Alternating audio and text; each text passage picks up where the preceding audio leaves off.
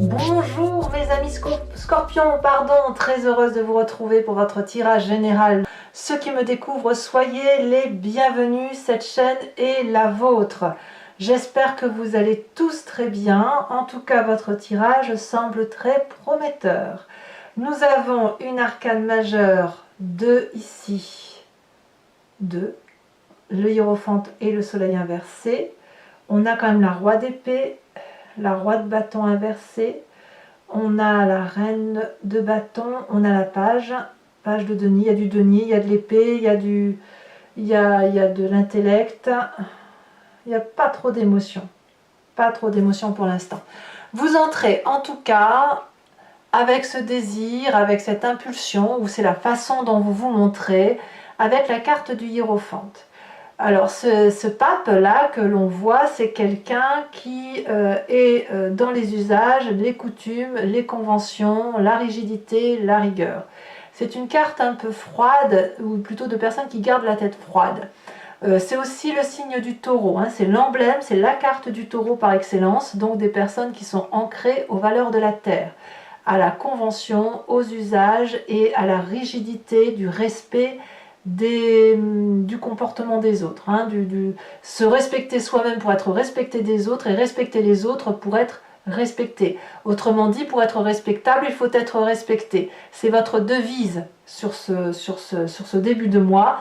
Et effectivement, ça traduit aussi une personne qui est dans la transmission de cette connaissance conventionnelle. Et ça peut aussi traduire, si on est dans les sentiments, d'un désir d'union, d'un désir de mariage, mais toujours dans le respect des conventions, des usages et des coutumes. Donc vous avez ça en entrant, hein, dans ce conformisme, ce traditionnalisme, un comportement et d'éducation irréprochable. Voilà, ça c'est votre façon de voir les choses. Et pour certains, si on va vers plus de spiritualité, quelqu'un qui se raccroche un peu à la foi, alors la foi n'étant pas forcément religieuse, mais à une valeur intérieure qui vient de son passé. Voilà, on prend le bon de son passé pour respecter un peu de là où on vient. Alors, qu'est-ce qu'on a dans son environnement qui favorise toute cette énergie et à l'inverse qui pourrait la remettre en cause?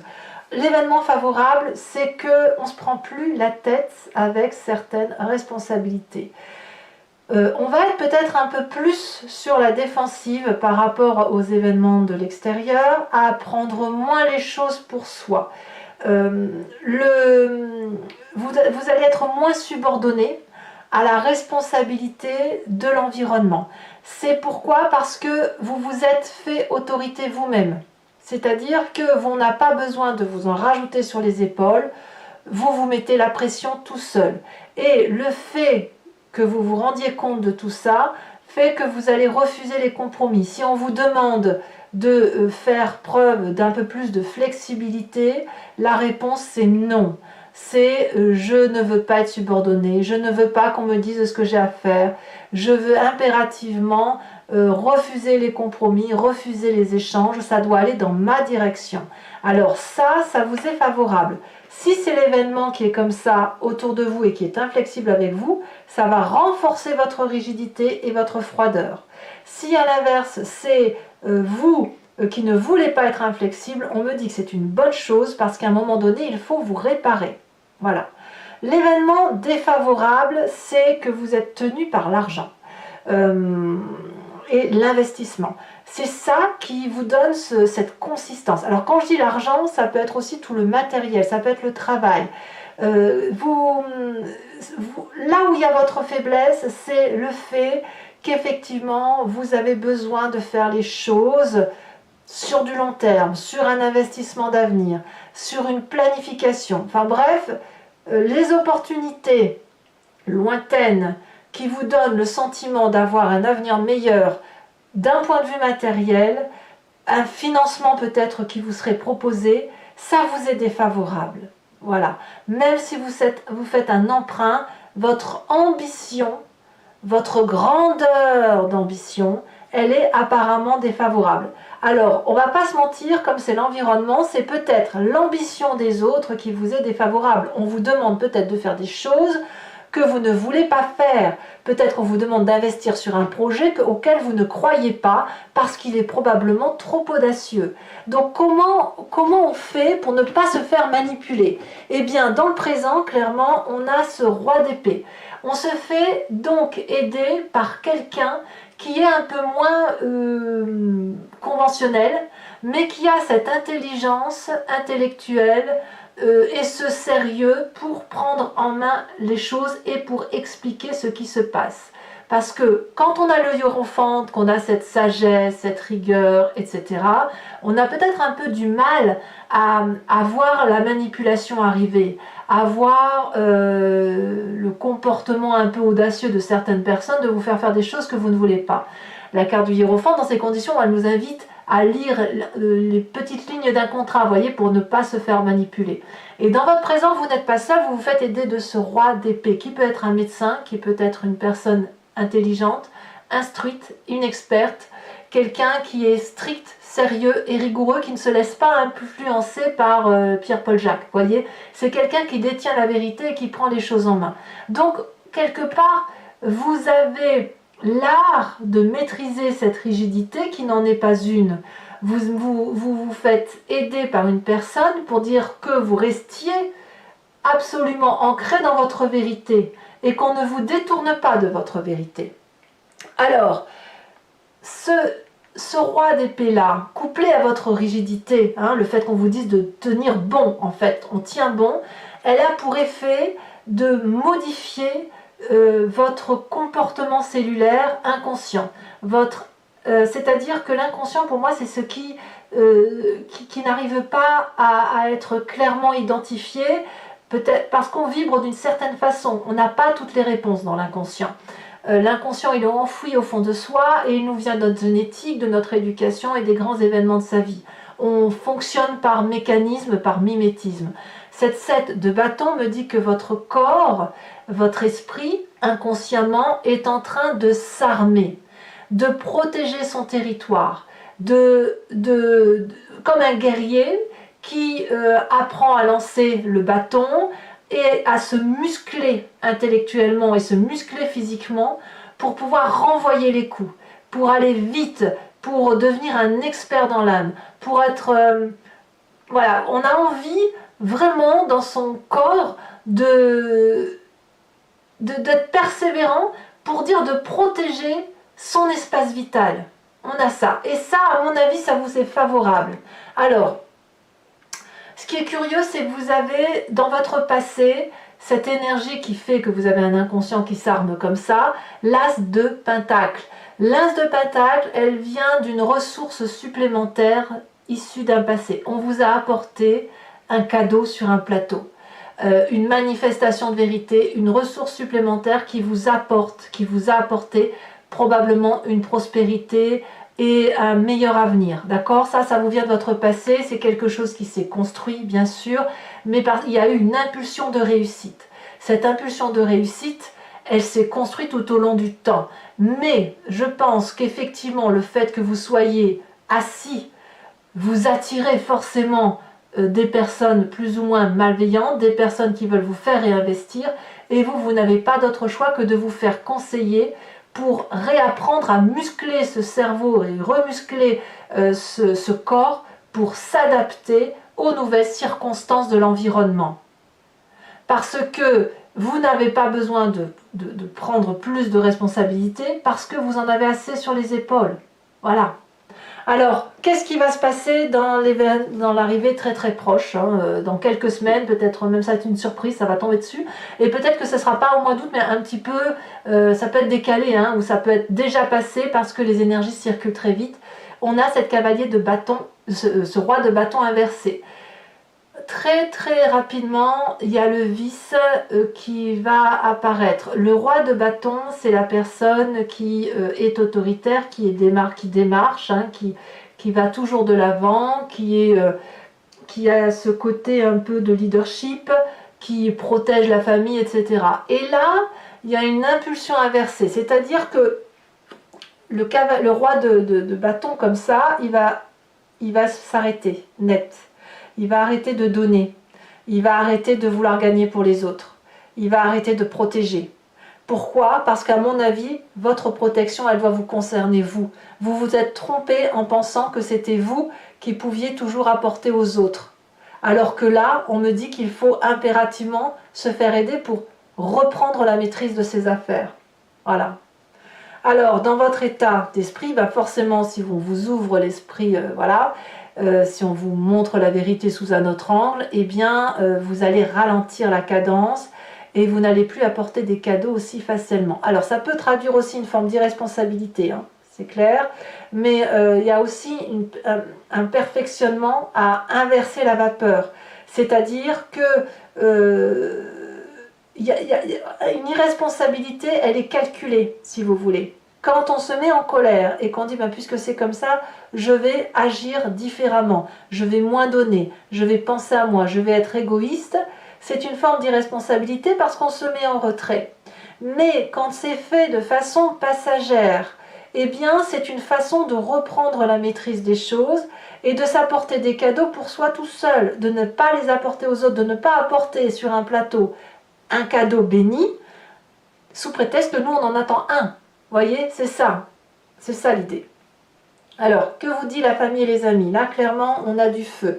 Le feu, c'est le bélier, le lion, le sagittaire. Vous l'avez en ascendant, en signe lunaire. Et si vous êtes déjà en train de regarder votre ascendant ou votre signe lunaire, ça, c'est votre signe solaire, peut-être. La reine de bâton, c'est la générosité. C'est la personne qui est sociable, élégante, la personne avec qui on aime discuter, la confidente. C'est la personne qui est passionnée, vive et optimiste. Donc, dans la famille et les amis, ainsi qu'une personne autour de soi dans son présent, nous donne cette capacité de rester ancré sur ses valeurs de vie. Voilà. Et ces valeurs de vie, elles vont probablement écarter ou mettre à jour la méfiance qu'il est temps de voir par rapport à l'environnement. Alors, cette maîtrise d'art va avoir une conséquence très importante sur vous, sur cette fin de mois. On a la 10 d'épée inversée. C'est fini. Vous tournez la page du poids des responsabilités. Regardez, je remets cette carte à l'endroit. Regardez le nombre d'épées qui ont été plantées dans le dos de cette personne. Elle a continué à marcher jusqu'à ce qu'elle ait cette 10e épée sur elle. Jusqu'à l'effondrement. Vous avez été effondré et on vous a assassiné d'une certaine façon. Avec la reprise du contrôle, avec cette maîtrise sur vous, eh bien, vous tournez une page, vous réalisez que c'est fini, qu'on ne vous aura plus, et quelque part, vous vous réparez. Vous prenez des leçons de partout. Vous régénérez votre corps, votre inconscient, vous le remusclez, et enfin, vous faites la paix avec votre tête. Et ça va vous faire du bien. Et quand bien même vous détectez un comportement parano chez quelqu'un, ça va vous faire du bien. Quelquefois on se dit « Oh mais non, j'abuse, je pense mal, c'est moi qui pense mal ». Mais en fait non, dans votre environnement il y a bien des gens comme ça.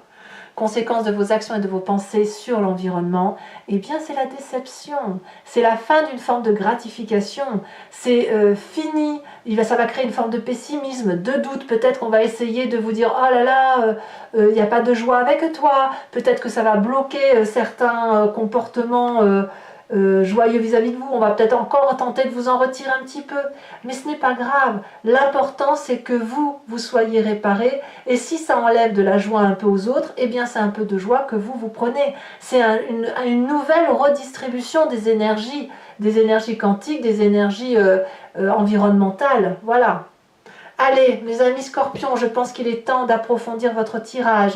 Je vais le faire avec le tarot du dragon celtique. Donc si ça vous intéresse, et je me répète toujours pour ceux qui ne me connaissent pas ou qui ne savent pas trop bien comment aller sur Vimeo, je fais l'approfondissement de ce tirage sur Vimeo. Si vous voulez me rejoindre, vous cliquez sur le lien qui est en description. Vous êtes renvoyé sur le site en question et notamment sur la playlist de votre signe. Vous pouvez alors choisir sur location pour avoir accès à cette vidéo ou à n'importe quelle autre vidéo de votre choix, ou sur l'abonnement pour avoir accès à toutes vos vidéos générales et sentimentales de votre playlist. Cet abonnement sur la playlist, elle vous donne accès à toutes les vidéos présentes dans la playlist, donc c'est sur l'année, d'accord ? L'abonnement, ce que vous devez savoir, c'est que ça se renouvelle tous les mois, mais que vous êtes libre de l'annuler à chaque instant, de ne rien prendre du tout, de rester sur la location si ça vous parle. Allez, maintenant j'ai vraiment envie d'aller approfondir votre tirage parce que cette maîtrise-là que vous avez, moi j'aime beaucoup. Cette régénération pour vous, le recentrage sur votre personne, j'aime beaucoup, beaucoup. Allez.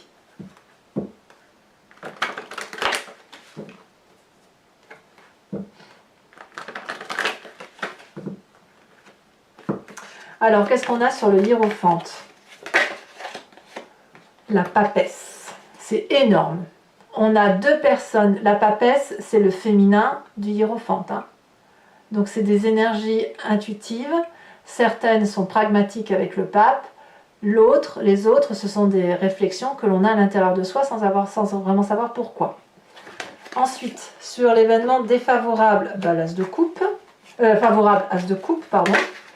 Événement défavorable, reine de bâton. Donc il y a quelque chose dans la famille et les amis qui est un petit peu trop autoritaire. Le présent, la 2 d'épée.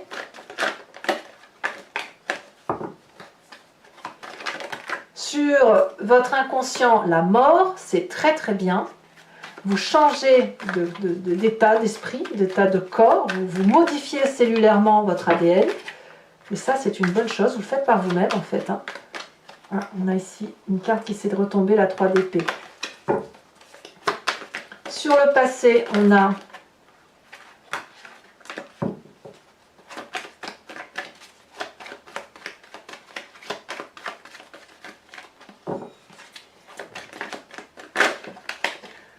la 8 de coupe. Sur le futur proche, qui peut être une surprise, la 7 de bâton. 7 de bâton que l'on retrouve ici, hein, dans votre inconscient. Non, ça c'est le futur proche. Donc sur l'état d'esprit, on a la 6 de coupe. Ouais, vous réglez en plus une histoire du passé. Incroyable. Sur la famille, les amis, alors on a cette reine de bâton. Qu'est-ce qu'on a sur elle? On a la 8 d'épée. D'accord. Sur les conséquences de vos actions et de vos pensées sur vous-même, la cavalier de bâton. Et sur les conséquences de vos actions et de vos pensées sur l'environnement, nous avons la vallée d'épée. Alors toujours pour ceux qui me suivent sur Vimeo, je vais tirer 5 cartes et ça s'appelle le grand jeu de Mademoiselle Lenormand et je vais faire son interprétation. 5 cartes qui parlent du passé, qui vous influencent, comment ça se traduit dans votre présent et ce qui va se passer dans votre futur proche. Allez, c'est parti. Alors pour ça, il faut vous poser une question plus ou moins précise ou vous laisser porter par le jeu et j'y réponds avec ce tirage-là.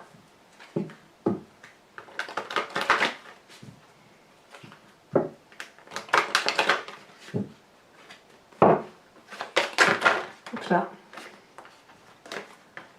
Sachez aussi que sur Vimeo, je rajoute des cartes. Hein. C'est très très souvent pour avoir des précisions quand c'est pas assez pointu pour moi. Hein. Allez, on a ici la 2 de pique.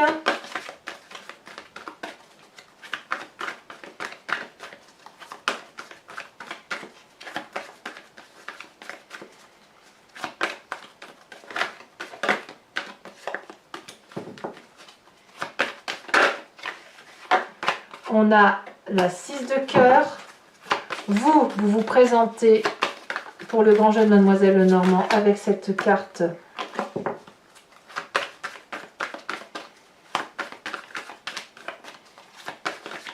Allez, un tirage clair.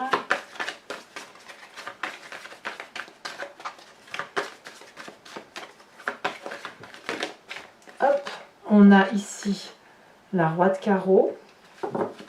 Et enfin, 2 autres cartes. Nous avons la dame de trèfle et la dernière carte.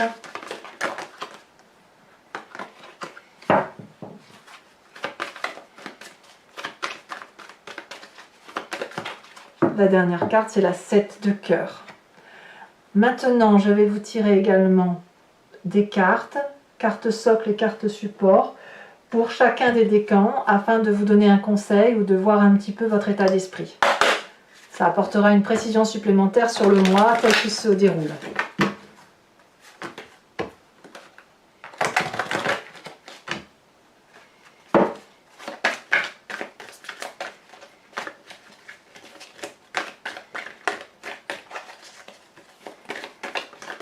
Alors, un message clair ici pour mes amis Scorpion du premier décan. On parle de stupidité.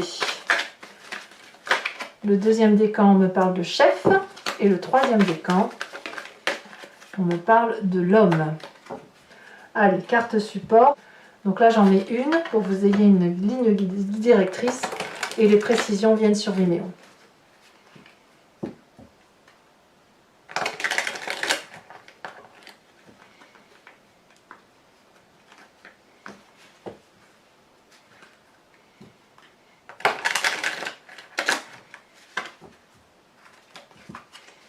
Alors, sur la stupidité, qu'est-ce que l'on a?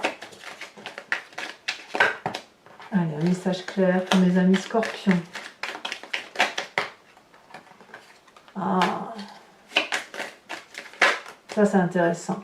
Chef, chef de la musique. Et l'homme.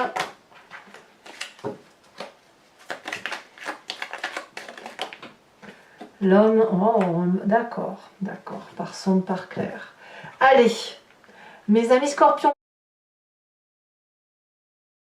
n'hésitez pas à vous abonner, c'est important pour le soutien de la chaîne, mais aussi à commenter, j'adore vous lire, vous le savez, j'aime aussi vous répondre, et puis liker, partager si vous le souhaitez.